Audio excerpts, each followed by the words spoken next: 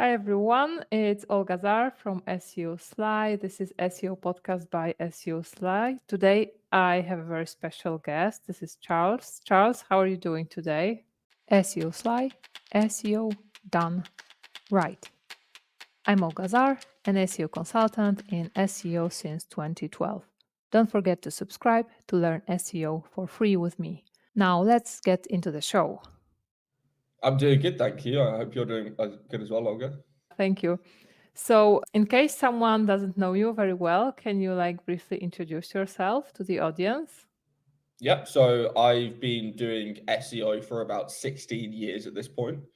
I started when I was a teenager working for my family business and ended up getting a career very early on, became head of SEO at 17, and then became an entrepreneur at 18 and started just building my own businesses, consultancy, affiliate websites, courses, training, all sorts of stuff and partnerships and things. And now I have my own SaaS businesses and stuff as well. So kind of Uh-huh. transitioned throughout my career from an in-house SEO and SEO agency all the way now to being an SEO entrepreneur and investor. So, can you maybe tell me more about what is it that you are doing now in more detail? Yeah, so right now my day-to-day is a bit crazy. I kind of manage like 6 different businesses. I Oh, work on consulting. I also do my own affiliate portfolio and CPA portfolio, which is an international portfolio. So most of my websites aren't actually even in English, because I find that the international SERPs are just so much easier to rank in and more uh-huh. profitable than English SERPs. And in terms of my English side, I do a lot of Parasite SEO. So that's Oh, basically, ranking with other people's websites that are high authority on my own. And then the rest of the time is just trolling Google and other SEO people on Twitter and LinkedIn and things, right? So okay. yeah. Okay, perfect. So it looks like there will be at least 3 topics for today. I definitely wanted to ask you a little bit about Black Hat SEO because I think this is something a lot of people associate with you. But you are also well into affiliate SEO, so I would love to hear your thoughts on that and Parasite SEO. So let's start with Black Hat SEO. How would you, given the experience you have, how would you define Black Hat SEO? What it is? Yeah, personally, I come from the definition that white hat SEO is doing SEO within Google's guidelines. Black hat SEO is doing it outside of Google's guidelines and not really caring for Google's guidelines at all. Grey hat is, a bit on the fence about it. Maybe you built links, but you didn't buy them, kind of thing. And then you have illegal hat, which is doing, like the malware infecting stuff and the redirects to fraud links and stuff like that, right? Yeah, I haven't thought about that, like that last piece. What were like kind of the most interesting Black Hat SEO tactics that worked well in the past? The ones you used to apply in your work, but which you probably are not using anymore, or maybe you are using all of them. Can you share? Yeah, 100%. I used to like the old days of automated link building. Like I used to do a lot of, I would have my own custom VPSs, like a remote VPS server, and I would set up, GSA and Exarema and various automated link building software tools and just, build hundreds of thousands, if not millions of links within the space of a week or so. And that used to rank websites really, really well. And I'm talking, you could create a domain name, rank it for 100,000 search a month keyword within a couple of weeks just by spamming millions of links. Because this was pre-Penguin days, and pre kind of Google dealing with a lot of link spam days. And there are still some levels of automated link building that you can do now, but I don't do any of them. It's not, the case that it's really worthwhile to be doing it at this stage. And Google kind of have got this thing where they, if the so I try to do it, and I try to look at it as the more unnatural triggers that you do at a campaign, the more likely that Google is to clock on. And you can't really control a lot of the automated link building stuff that you're Oh, doing. It ends up building a lot of links that are like spammy and dodgy, and they've got random characters and things in the links, and they've got duplicate content and that kind of stuff. So a lot of that creates these unnatural triggers, which obviously because it's automated is more en masse. So it's a lot easier for Google to catch you with those kind of campaigns. So most of the kind of black hat stuff we're doing these days is, again, just like Parasite SEO, buying links, doing some like content tricks, doing internal linking, expired domains, age domains, that kind of redirect still work amazingly. It's pretty surprising that Google have released like 6 updates at this point. In the documentation, it says they're coming after expired domains and redirects and things, and they still work. Like they haven't successfully come after them at all across at this point, which is like 6 different updates, which they've said they're targeting it, but we've seen no evidence that they've had success targeting it, because we use them all day, every day, and they work fantastically. So because like this was supposed to be my next question, like what are your observations after the most recent update? And I think Google started introducing this site abuse, like Parasite SEO kind of ban, let's say, like recently, I don't know, a few days ago or something like that. With that respect, have you noticed something? Because I have heard some things like from Barry Schwartz like that big sites are getting banned. So what are your observations on that? yeah, so in terms of the March updates, the first thing is that they acted as if they were very long, and actually it turned out that they weren't that long. It turned out that it was like 2 weeks or something, but they just didn't announce it. It turns out that that announcement may not have been because they didn't want to announce it on an earnings call to do with their stock price and things, which is dodgy in and of itself. But the March spam updates didn't really seem to do anything. Like, from what it said in the documentation, it didn't actually do any of what it said. So like it said it was targeting expired domains, it said it was targeting redirects, it said it was targeting AI content and spam content and things like that. But we didn't see any of those things it said it was targeting actually targeted in the search.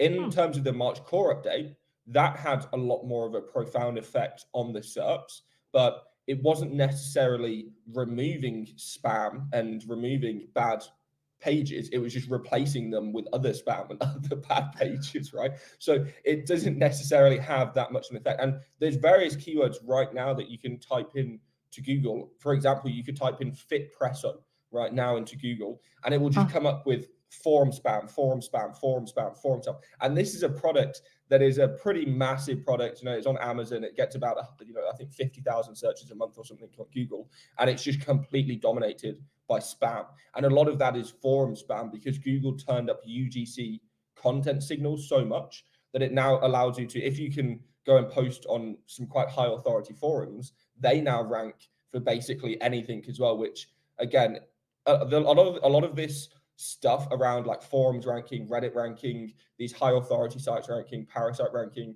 is the opposite of what Google is saying around helpful content.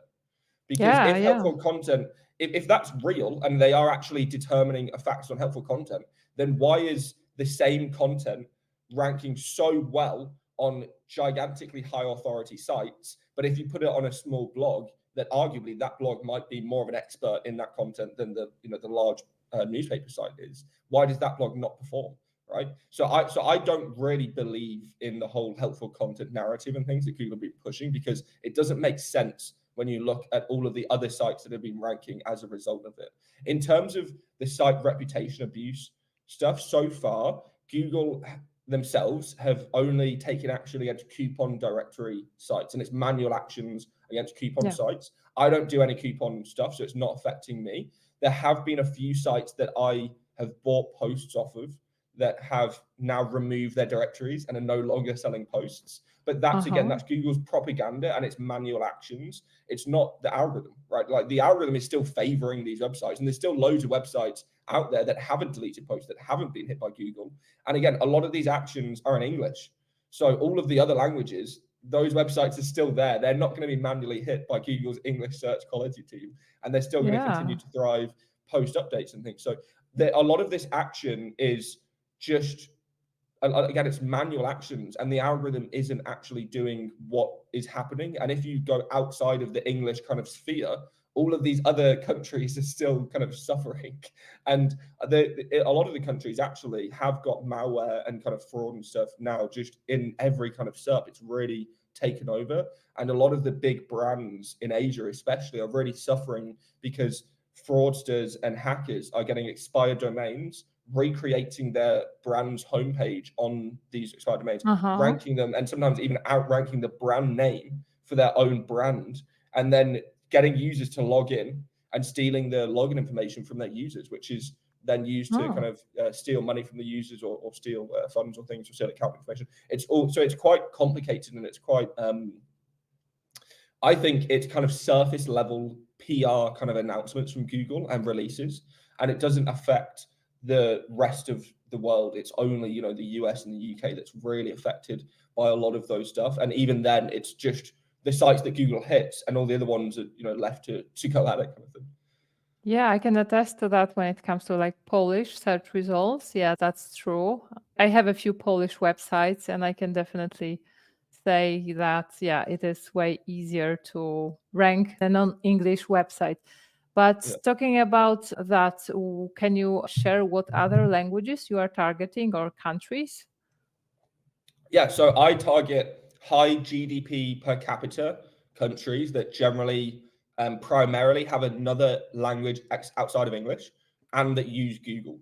So, for Uh-huh. example, Japan isn't a great country for me because they don't primarily use Google; they primarily use Yahoo. Um, Uh-huh. and there's loads of regulations in Japan around, you know, gambling and things like that. So you can't really do a lot of the niches that I like to Mm-hmm. do. But then, so countries that I like to operate in are countries like Norway, Kuwait, Qatar, Saudi, things like that. Anywhere Uh-huh. where, again, they just have a high GDP per capita, so the average person is maybe earning or getting paid over $75,000 a year, but they don't Yeah. speak English, and that they generally use Google. So it's a lot easier to rank. It's a lot easier to make money. And some of the affiliate offers and the CPA offers that you can get in those other languages and other markets, they're significantly behind, you know, the English markets, which have a lot more controls and regulations, and pay less Uh-huh. commissions a lot of the time. So sometimes actually you get paid a lot more commissions, especially for dealing with places like Norway, than you do in the US or the UK. Interesting. And like in total, can you estimate how many websites you have? Do Yeah, you so know? I actively right now in international SERPs, I have like probably like 18 or 20 websites. In Uh-huh. English SERPs, I've got like maybe like 5 or 10 that I actually Uh-huh. care about, right? I've got like 100 or 200 test websites that I just throw stuff at. Like we Oh. use AI content, we use Parasite, we use all sorts of random stuff just to see what happens in niches and SERPs and things. And we Uh-huh. have ongoing single variable testing stuff as well. So. Can you talk a lot about some of those tests? Like what Mhm. examples, what tests have you done recently, and what did you learn? Yeah, so the single variable testing is ongoing, where we have one element on a single page, and that domain is ranking versus other domains for a keyword that no other pages apart from our test pages are ranking for. And then whenever an update happens, or there's volatility, or we think there's something called, you know, phantom updates, where Google doesn't actually announce anything, but there's really big volatility in the SERPs, we try and look at our single variable testing to see what changed. So if we see, you know, all of our niche edit pages are down, probably affecting niche edits, right? All Uh-huh. of our title pages changed, it may be affected page titles. All of our pages with tons of content on them, it may be affected content, right? So it allows us to get more just an overview look very quickly at what algorithm updates and set volatility changed. And then we can kind of backtrack and look for examples of things from the data outside in the real world, outside of those single variable tests. From our testing in terms of SEO stuff, it's random. So like we'll just come up with ideas and start testing stuff. And then I'm also in loads of Discord groups and WhatsApp groups and Skype groups and things where everyone's just testing theories and like throwing stuff at each other all the time. And whenever Google announces something, there's always chatter going on and stuff, right? So I've always got this constant kind of feedback loop of what's happening in the SERPs and what's going on. And any particular example of like your something you noticed recently? Like for example, with Google helpful content updates, you Yeah, have like yeah. yeah. So with helpful content, we managed to basically we just move domain names. So we Uh-huh. just threw on the website that got hit by helpful content to a new website, and we changed the URLs. So we didn't. So you can do something called a wildcard 301, which is going to make sure that the URLs are the same on the new Yeah. domain that it's 301 into. But we didn't do that. We did exact matchups to the 301s, and then we did new URLs. so that Google didn't associate the classifier with the new domain based on based on the old URLs, and it's worked. So we've actually recovered a website from HCU just by redirecting it to another domain. It's not doing as much traffic as it was, but we think that's because the new domain doesn't have the link authority and the trustworthiness and stuff that the old domain had.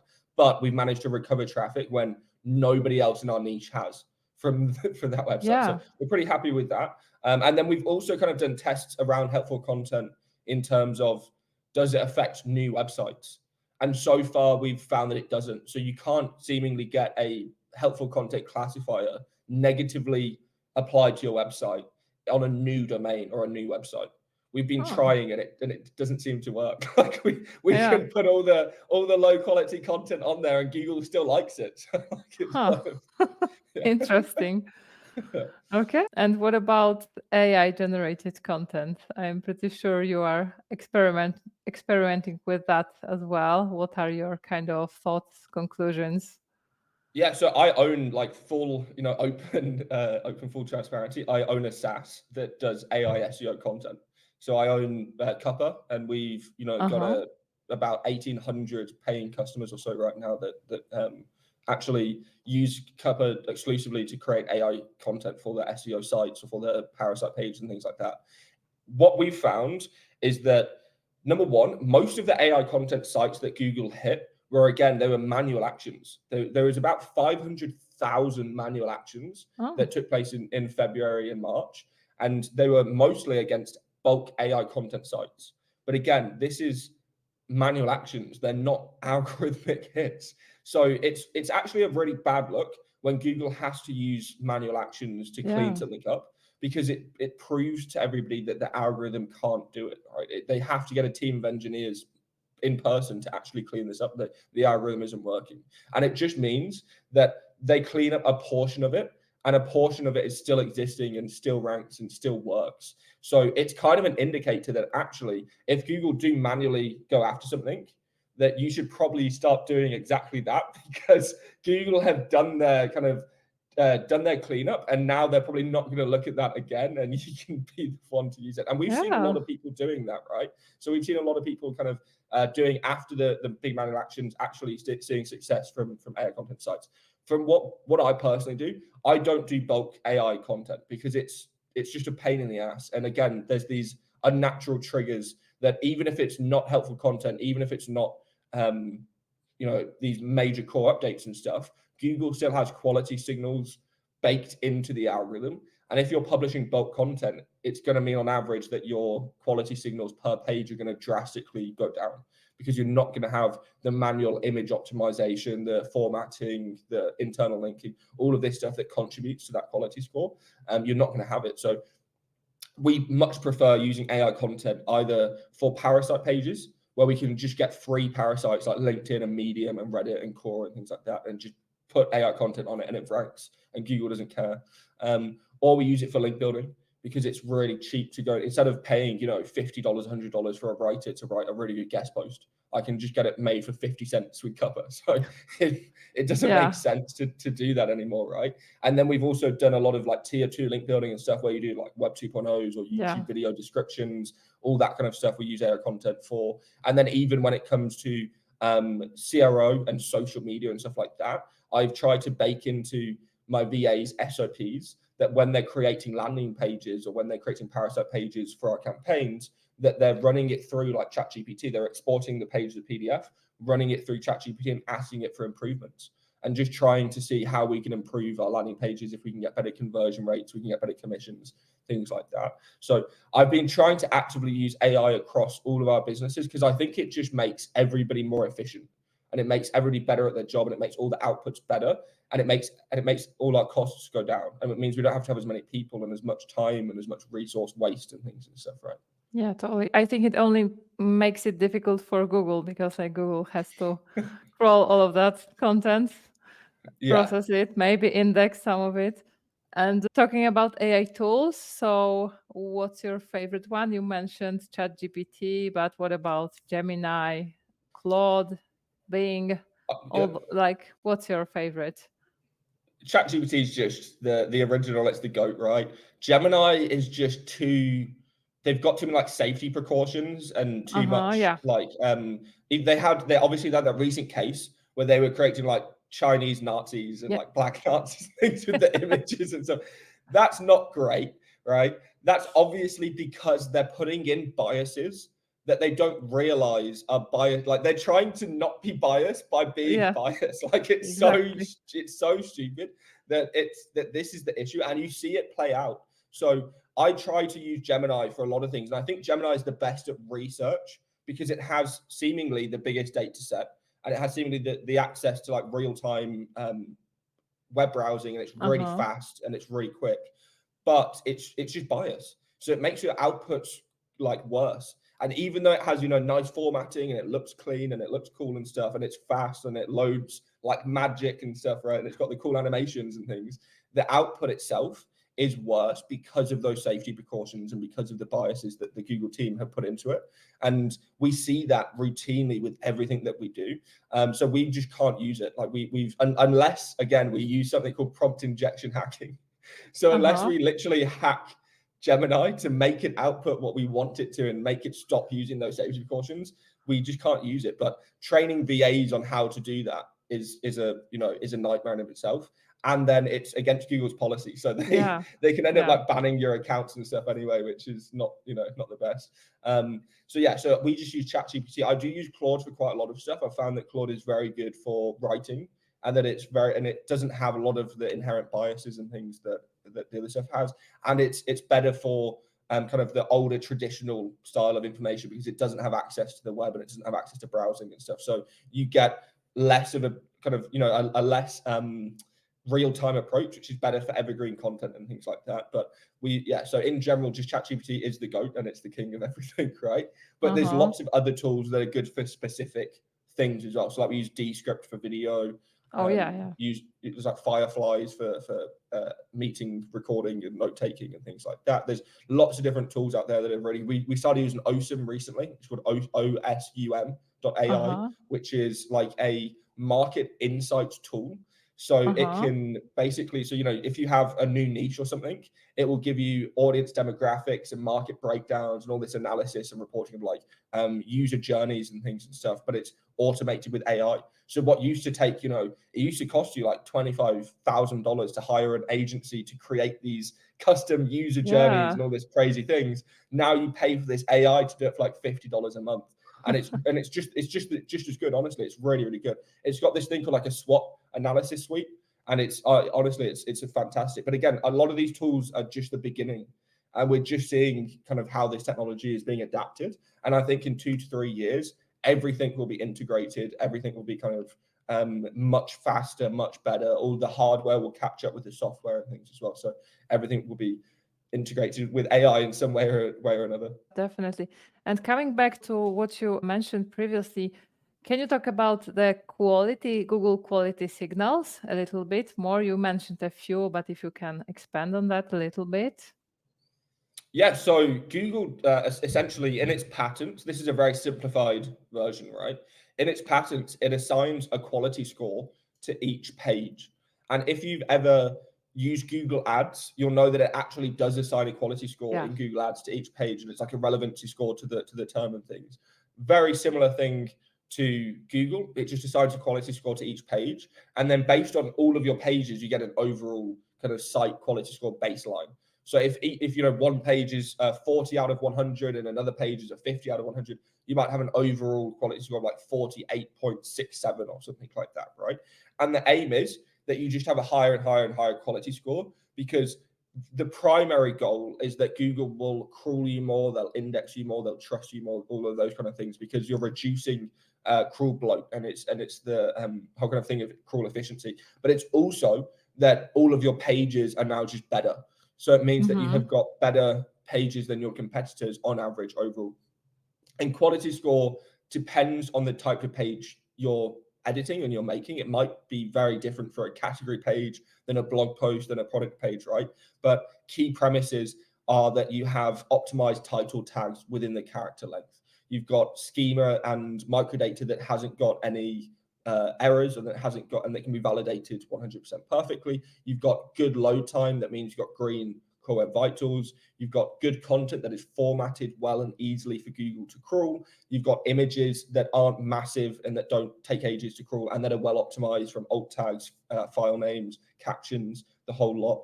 And then you have other things like rich media. So you have YouTube videos, SoundCloud embeds, all of that kind of stuff as well that can contribute to your overall quality score. And in general, you're just improving individual pages. And again, this isn't like black hat at all. It's very, very white like hat fundamental SEO, right? SEO a little bit. Exactly, exactly.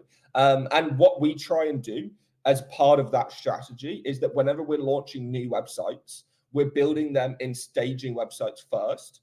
And we're trying to just get the entire website as high a quality score as possible so that when we do publish it, our baseline quality score from day one of indexing, day one of crawling is as high as it possibly can be. And ideally, and what we've seen as a result of that is that we start ranking considerably faster than if you obviously get a website index and it's just the home page, then you put the about page live, then you do it kind of incrementally. If you just put everything live from day one, and that doesn't necessarily mean your content, right? You do still want publishing frequency and freshness and things around your content and your blog posts and stuff, right? I don't mean just go and post 1,000 blog posts on day one of your website, space that out a bit. But all of your core pages that Google needs to understand about your business and to understand your products and your services and about everything about your site should be live, and it should be there and indexable and linked together and well done, right? I hear a lot of people talk about they have problems with indexing. And have you also noticed that new sites get those problems? And maybe is it related to the quality score you have been talking about? What are your observations? 100%. It does definitely help get it indexed. I would say the issue with new sites getting indexed is more of an issue if you're in certain niches, right? So if you're in like YMYL niches, it's considerably more difficult to get Google to trust your website in the first place to get you indexed for those niches. So you can do everything perfectly on your website from day one, but you're not going to rank for casino keywords or like, cancer treatment keywords and things like that on day one. That's just not going to happen. The reason generally, again, is because Google doesn't trust your website. And so the only way to get Google to trust your website from day one is for other websites that Google does trust to link to you and to give you authority signals and to give you trust signals and to push that relevancy and that trust onto your website. A lot of people think that means, oh, I've got to go get the BBC to link to me tomorrow, right? When my website goes live. That's not true at all. You can build a lot of links that are free to build. They're just things like social profiles, like LinkedIn pages for your company and citations and directory listings and things like that, that all contribute to Google trusting your website. And that, again, they're just contributing to Google understanding your entity. And that's the main thing, is to just get Google to understand your entity, so your brand, and generally you get indexed and ranking. And we found that if we do a combination of the quality score stuff, so before we launch the site, we get all the pages live and as good quality as possible, so that when we do launch the website, we get that high quality score baseline. But when we mix that with entity stacking based link building, so that's just, again, like social profiles, your citations, press release, maybe any kind of directory websites, any kind of reference websites, maybe even like Reddit profiles, things like that you can get linking to your website. If you can get those live on the same day, we've got traffic to our website on day one of it going live. We've got ranking in keywords, number 3, number 2 on the same day that a website has gone live for using those in combination with each other. But again, that's not in YML niches. So no sandbox in this case. No, yeah, exactly, yeah. Okay, can you talk a little bit about how you do Parasite SEO? Yep. So, generally speaking, we approach Parasite SEO depending on the niche, right? So, some niches it might require just some free Parasite pages. So you could just rank with like a LinkedIn post article and maybe a core article, some stuff like that, right? Those niches could literally just be that easy, and all it takes is an article. Again, it could be AI generated and just some human editing. You could do it in an hour. Like it's really fast, and it's really quite scary how powerful it is. In terms of other niches that are a lot more competitive, that's when you're going to be needing to pay for large news articles, large news organizations, those kind of things, to create sponsored content for you, editorials, and put them live. Generally speaking, a lot of the websites that Google are hitting right now are the websites that people were talking about and that they were using like a year ago, right? Outlook India, for example, everybody knows it in SEO, but all the people that I know that are Black Hat and Parasite and stuff, they haven't been using it for 6+ months, right? We move on to websites very quickly with Parasite because some websites work amazingly during some updates and some work amazingly during the next update. So all you do is you just transition to whatever website works best at the time. And because they're very cheap in comparison to the profit that you can make from these pages, right? You could pay $500 for an article to be published on one of these large news publications, and that article could make you $500 a day, right, from commissions. It's genuinely that much, that high ROI and things. So generally speaking, we just try to find whatever parasites are going to work best for the niche. We then figure out how much money we can make from the niche. So we do forecasting, and we try and work out our profitability from that niche, and we see how much money we're going to make from ranking the page versus if we're going to actually pay for the page to be ranked, right? So that gives us an idea about which niches we should approach and which niches we should kind of clear away from, because there are some niches that we can only find sites that are wanting $5,000 a post for, right? That will rank number one, guaranteed. We're going to rank number one within a month using these sites. But the niche might make $2,000 a month. So it doesn't make sense to spend $5,000 on a post where you're going to make $2,000 a month. And you might make $2,000 a month because that's forecasted from your calculations, and they could be wrong. And those calculations, even if they're wrong by 10, 20%, that's a lot of cash flow. So we try to just go for the safest and best bets, and generally that's paid off quite well for us. Again, we've put maybe, over the last 2 years, we probably put like $150,000 into Parasite pages, and we've 10x that pretty easily, to be honest. And do you use LinkedIn a lot? Yep, LinkedIn Post has been awesome for the last year or so. Like literally since the August update last year, I did a video on my YouTube channel in August last year, and I was like, if you're not using LinkedIn Post, you are going to be losing out. Like, you need to be jumping on this trend right now. And we saw it ranking for everything, right? Like, it's even right now, Google is supposed to be doing this site reputation abuse stuff. LinkedIn Post is still ranking. Like, it's still ranking amazingly for tons of keywords and things. And it's still got feature snippets for loads of stuff as well. And again, how does that play into helpful content and EEAT and all these things, right? It doesn't make sense. Yeah, exactly. So what's the state of affiliate SEO after all these updates? Like, is it harder to get? I assume it depends on the niche, but what are your observations here? Most affiliate niche sites have got wrecked, right? They're over. Like, it's a lot of the sites have just been taken out. Generally speaking, most people tend to blame it on Google's helpful content update and large sites like Forbes and things like that. But from my research, we've actually found that most of it seems to be an intent level change. So from previously, maybe 3, 4, 5 years ago, the entire top 10 SERP might have been niche blogs reviewing a best product, right? And you can see it. I posted a tweet a couple of days ago showing that this was the case for paintball guns, right? If you Googled paintball guns in 2021, the whole SERP was just blogs kind of giving you the best paintball guns, right? Now there's one blog. The rest of it is like Reddit, Quora, or e-commerce websites.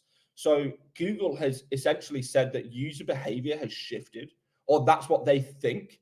I don't necessarily think that that lines up across all niches, especially like higher ticket niches. So if you're talking about, expensive tech products and things like that, most people Googling aren't actually looking for an e-commerce buyer journey yet.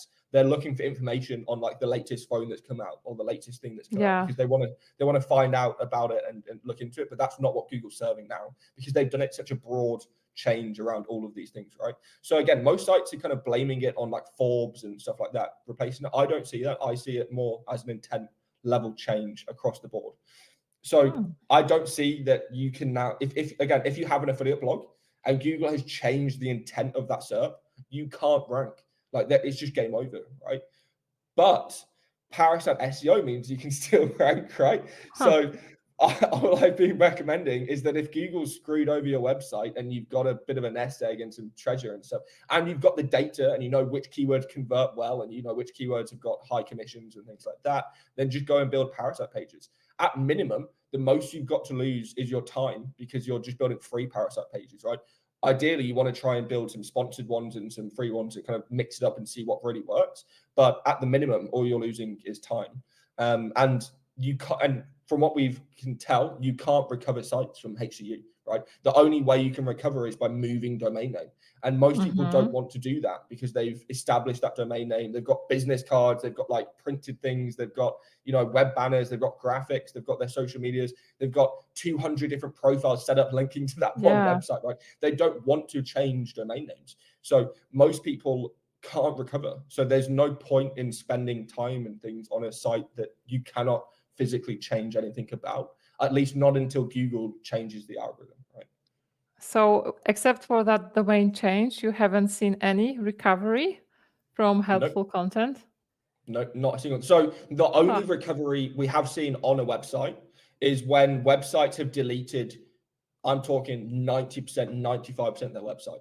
And from what we can tell, that is just deleting all of the pages that Google has put the classifier on. And then that in itself removes the classifier, because you no longer have the pages that have the classifier on it.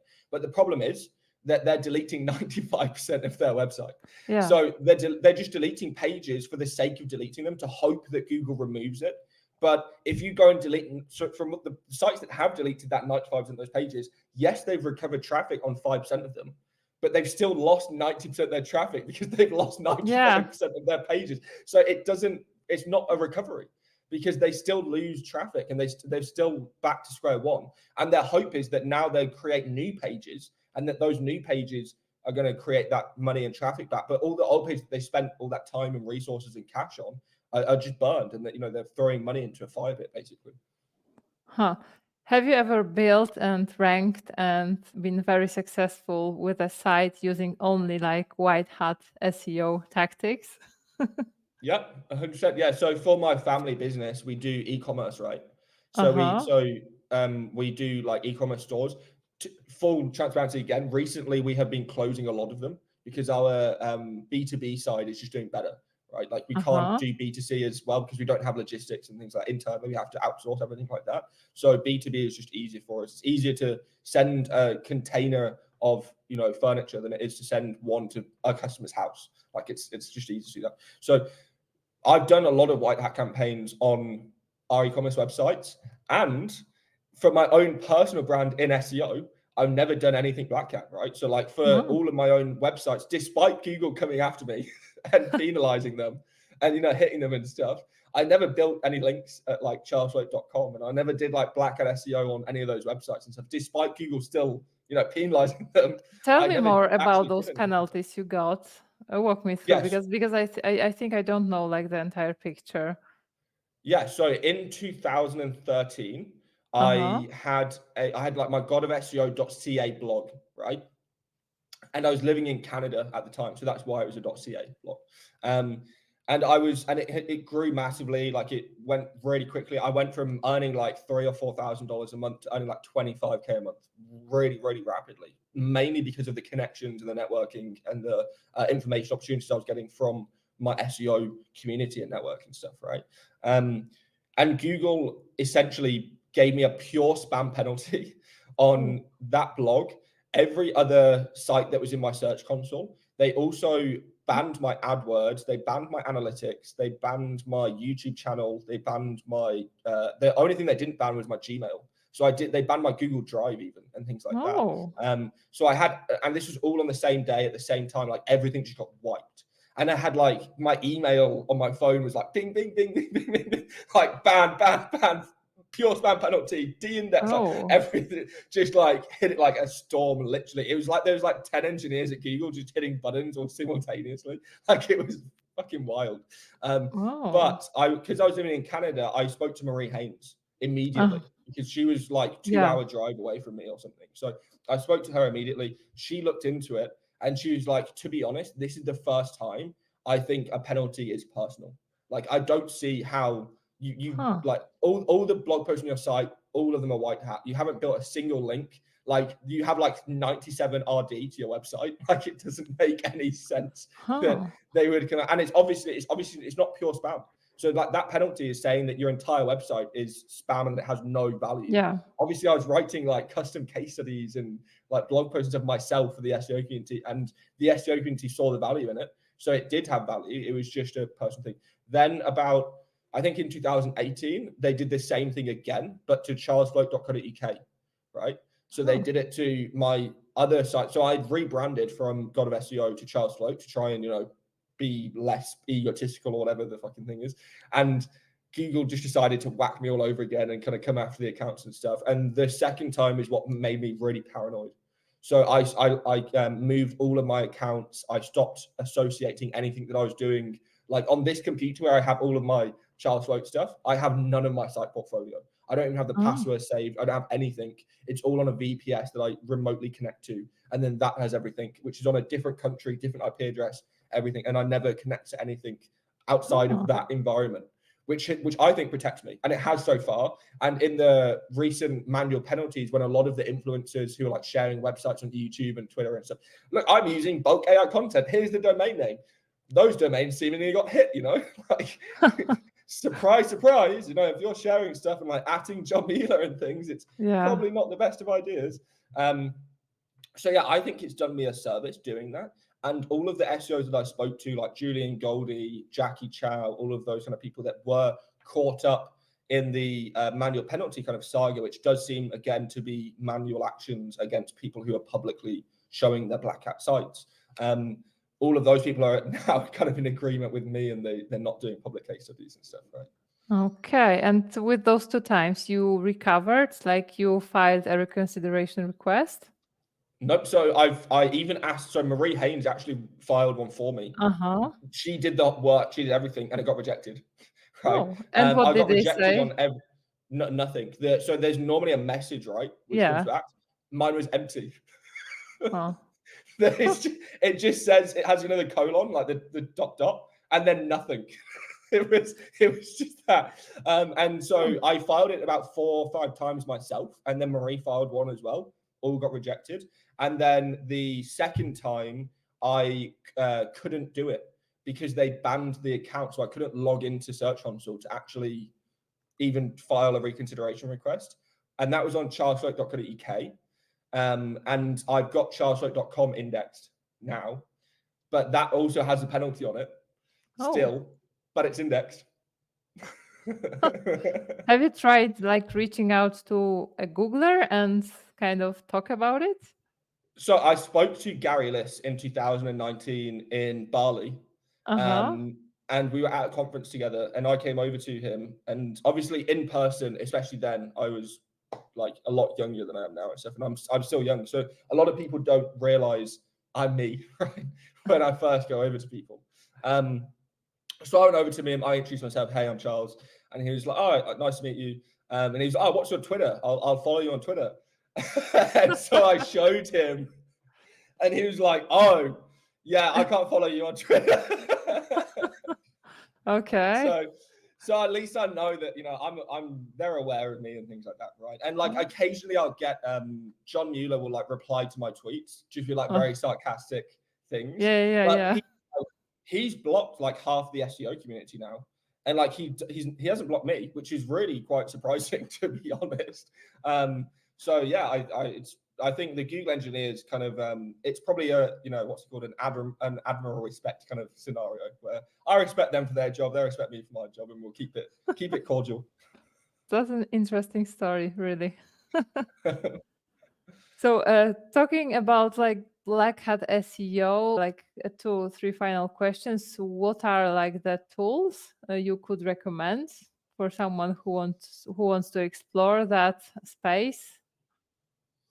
In terms of black hat, we don't really use that many tools and stuff, right? There's not like again, automated link building and stuff is kind of the days are gone. So a lot of it now is just like AI content again. So you can use Cuppa.sh. I have some awesome YouTube tutorials on my channel. Okay, I will link it somewhere.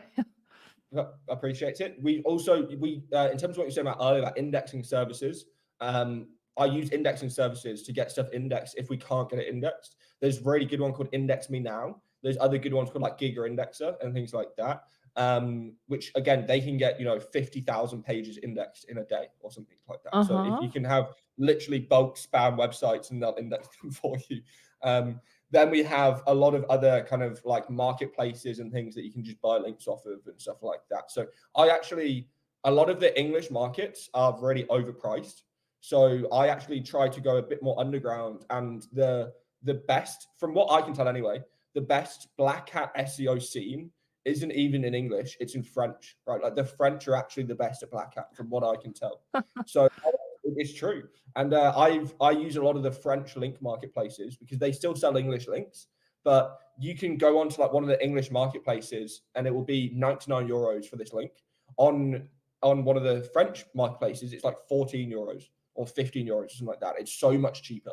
So I've been using them quite a lot recently, like the French marketplaces, link marketplace and things. And then in general, the French have got quite a few tools and stuff out that I've been testing recently. They're the owners of one of the indexing tools, Index Me Now as well. They're French. And then a couple of the other tools and stuff that I've been testing, like CTR manipulation tools and things like that. They're all from France as well. So it's pretty interesting, but definitely they have the best scene from what I can tell. But again, I'm English. They don't necessarily want to speak to me. And do you use Quora? I don't know. So I don't use any kind of auditing tools or anything like that. We do most of our audits manually. The only auditing tool that I ever used was Sitebulb. So because I could just stick my VAs into it, and the hints and the video guides would allow them to do stuff without me having to tell them how to do it. So that was really good for us because it allowed our VAs to kind of do technical SEO without actually being trained in technical SEO, because they just get kind of like hints and tutorials on how to do everything. Okay, so given all the tips you shared, what would you recommend to someone who is starting out and wants to be successful? Just test free parasites, right? Like the easiest way to do SEO right now is to just test websites that don't cost you anything. Like you don't have to spend any money right now to test Parasite SEO, but you have to spend money to test White Hat SEO because you have to have a domain name and you have to have a blog post and hosting and all this kind of stuff, right? But you don't to test Black Hat. So if you're wanting to try SEO and test it out and see if you can rank pages and see what it takes to optimize content and build links and all this kind of stuff, you can just use your time with Parasite SEO and you don't have to spend a dime. And that's quite approachable and quite appealing to a lot of people, because especially right now with the state of economies around the world and like a downward middle class and things like that, it makes it so there's actually quite a lot of opportunity. And I know multiple people right now that have kind of entered SEO in the last couple of years, and they're just using free Parasite pages to make a living that has replaced their full-time job. It might be like $3,000 or $4,000 a month, but they're working from home. They're their own boss. They can do whatever they want. All they have to do is just research and analyze niches all day and build pages, and that's basically it. And again, it doesn't cost them anything. They just have to trial stuff and test things out. And they're not, again, it's very limited around what algorithm updates have affected. Like, if anything, over the last year, it's just boosted all of it over and over again. And we've only seen manual actions against Parasite, right? We haven't seen anything from the algorithm actually doing much good.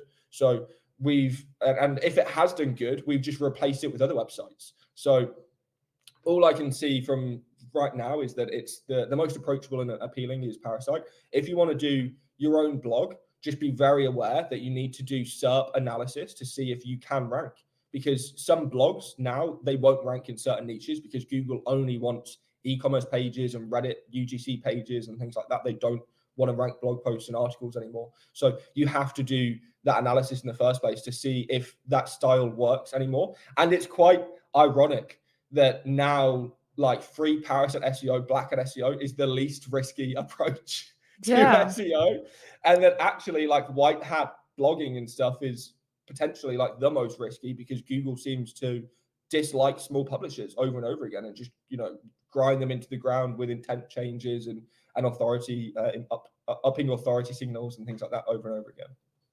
Yeah, and with that Parasite SEO, so you're saying, because I haven't really thought about it this way. I always thought that, yeah, because I have like a bunch of websites. I was thinking, yeah, I have a website, and like for that website, I can use Parasite, and from that link to my affiliate offers and to my website. But this is quite new to me that I can do this without even having a website. So I choose a theme, a product, right? And I keep writing about it on other websites, or like what's the process for you to kind of follow that?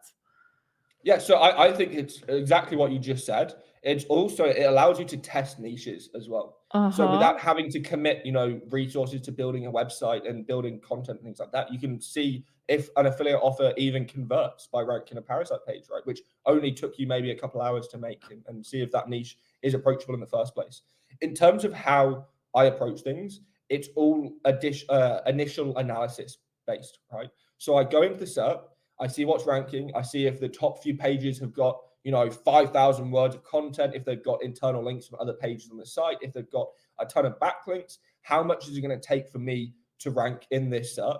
And generally speaking, for, if it's a new website, a new blog, something like that, it's going to take me like $100,000 in like years to rank it. It's like, that's just not Yeah. kind of doable. So I find that you can just go and again find the parasites that are going to be dominating topically for that niche. And a lot of the time, there are like certain parasites will be better at certain niches than others, just because they have more topical authority. And that's generally speaking because like some newspapers will have covered maybe health a lot more than another newspaper's covered like technology a lot more and things like that. That just means that you end up with better sites being able to rank better for certain keywords. So Huh. we just try and create content on the most affordable and the highest ROI pages that we possibly can, and then see if they rank. Once they do rank, that's when we see, okay, do we need to build links at them? Or is it immediately it's ranking number one? We don't need to build links now. So it's allowed us to do all that for us. And then after the page is ranking, that's when we need to build more pages with internal links at that page? Do we need to build link building? Do we need to build social signals? Do we need to edit the page and add more content? Do we need to add a YouTube video? Do we need to do images? Maybe we do another page on the same domain name, all these kind of things, right? Because again, some of these domains, because Google changed things in the last year that allowed multiple pages from the same domain name to rank in a SERP, right? Yeah. So there's quite a few SERPs now so we've actually found that instead of just doing one post on that parasite, sometimes we'll do two on the exact same topic, the exact same keyword, and it will rank twice. Yeah. So we'll actually take I've multiple noticed. Yeah. positions. Yeah. And that's even more like wild, right? So we just try and see what we need to do and then execute it and then follow up with any additional things that we need. And a lot of the time we're trying to take multiple positions. So we're not just making one page on one website. We're making 10 pages on 10 different websites. And we're trying to take number one, number two, number three, Yeah. number four, and number five, right? Yeah. So we're trying to take the whole SERP and kind of hijack keywords and things. Perfect. And last question, what do you think in general is the area of SEO people now aren't focusing on enough and are focusing on too much? Like what you are observing that you think should change? Yeah, so number one, people are just focusing too much on what Google is saying, right? You should look at what is happening in the SERPs, because at the end of the day, all that matters and all that is reflected is what is happening in the SERPs. And Google can say all that they want, but if the SERPs are saying the opposite, it doesn't really matter, right? And then a Mm-hmm. lot of people get like paranoid and get scared and like in their own heads about Google releases, and they get very analytical about the documentation and reading into, oh, they said this one line which must mean, and it's like conspiracy theory almost, trying to like piece things together from like stuff, right? That's a really bad mindset to come into things, because it means that you're kind of like splintered and fractional, and you're not kind of a cohesive strategy, and you're not sticking to that strategy. And that again, that causes you to take unnatural actions. And that's where Google's flagging you, and that's where Google's finding your site, is because you're taking these actions and these triggers that look unnatural to Google. So we just try and make everything look clean, look white hat, look very stable, with very low link velocity, but we might be buying very high authority links, stuff like that. And then in terms of what people aren't focusing on, the number one thing I would say is internal linking, right? The amount Uh-huh. of consultations I've done where there's no internal links on any page. And I'm like, you spent how much on link building, but you have And no internal links to pass the link equity between pages? Like, this makes no sense. So that's definitely by far the number one thing. The second thing is schema and microdata. People get very, very obsessive with like schema and microdata and which one's the right one, which one's the wrong one, if they should be doing it, if they should not be doing it, should they be doing FAQ schema, should they not, all of this kind of stuff. And again, just do SERP analysis. If your top 5 competitors are all on average using that schema, you should probably use it too, right? yeah, Google baked consensus into the algorithm, and it did that like 2 years ago or so. So you want to be doing the same thing that the other sites are doing, because that's why they're ranking, is that because Google is looking for similarity, they're looking for consensus on a topic so that they know that that topic is accurate and that it's, but again, that is bad in itself though, because of, multiple reasons around like scientific advancements and things. And if you've got all of this research about one topic and it's a consensus, but the new research is actually what's right, but it's a lot smaller than the bubble of this research, that it's showing the old research, not the new stuff, right? So there is things that are in Google's algorithm that I would remove from like a search engineering perspective, but that you have to play into, and that a lot of people don't play into it, and they don't they don't analyze things. Like the amount of people that I'm like, who are your biggest competitors in the SERP, and they don't know. They know their biggest keywords, but they don't know who like the top 5 sites that they're competing with are, and that's like, how are you supposed to know what people are doing? The first thing you should do as a business is find out who you're competing with, right? Like, that's just rule makes number one. sense. So exactly. And so I think that a lot of people, again, they're too emotional, and that you should view things from the investor mentality, where you can't be emotional around investments. You have to be logical, you have to be analytical, and you can't treat anything personally. You have to treat it as if it's business, because it is, right?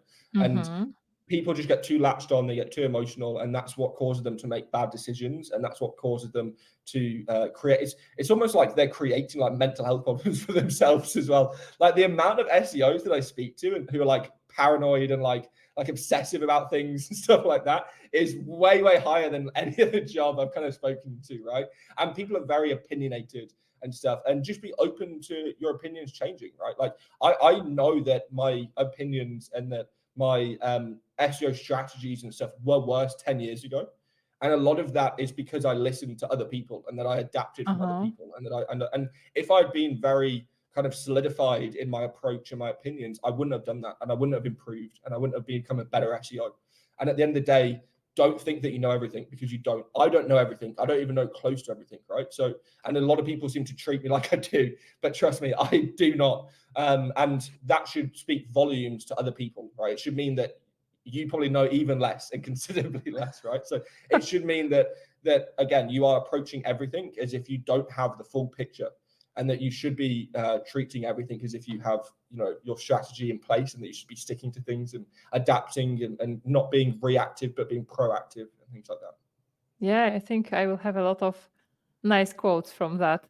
So, Charles, where can people find you? What's the best place to follow you?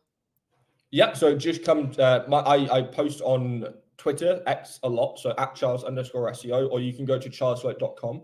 There you can access like my courses, my YouTube, my blog posts, my training, everything as well. Yeah, I appreciate you having me on. I'm very honored that you accepted. Like, this is, I know this is going to be a super, super interesting episode, like so many knowledge bombs. So I'm very grateful, and thanks. No worries at all. I appreciate you having me again. Yeah, so thanks, and bye-bye. Thanks. Bye, guys.